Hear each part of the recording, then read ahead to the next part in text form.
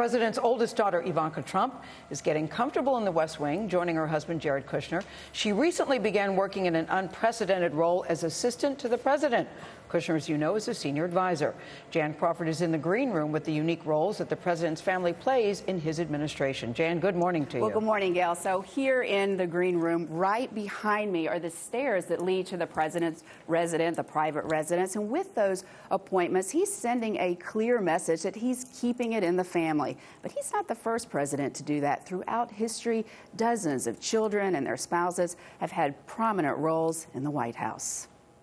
I am rather unfamiliar with this role as well, as it is quite new to me. New, but not really unfamiliar. On the campaign trail, the entire family supported Donald Trump. Now, his sons Don Jr. and Eric run the private business. Daughter Ivanka and her husband Jared Kushner are taking on public service. Both have met with several foreign dignitaries. And Kushner visited Iraq before the Secretary of State or National Security Advisor.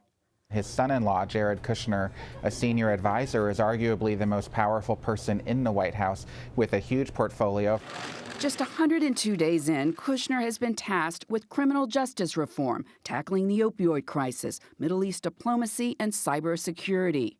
The unique familial power is having an impact on the West Wing. You know, it can be very dangerous, I think, for other advisors to fight with them. We saw that a few weeks ago where Steve Bannon, the chief strategist, got into a real ideological debate with Jared Kushner, and it did not end that well for Steve Bannon. This is not only normal, it's inevitable. Historian and author Doug Weed. When people see the president bringing in his daughter and his son-in-law, such pivotal roles in the White House, I mean, that might be surprising to a lot of people. But if you look at history, should that be surprising? No, it is not surprising. It happens over and over and over throughout history. Presidents eventually come to lean on the people who are the most loyal. It ceases to become competence and quickly becomes, who can I trust? Ivanka has said she gives her honest opinion, even when it may be hard to hear. I speak up frequently, and my father agrees with me on so many issues.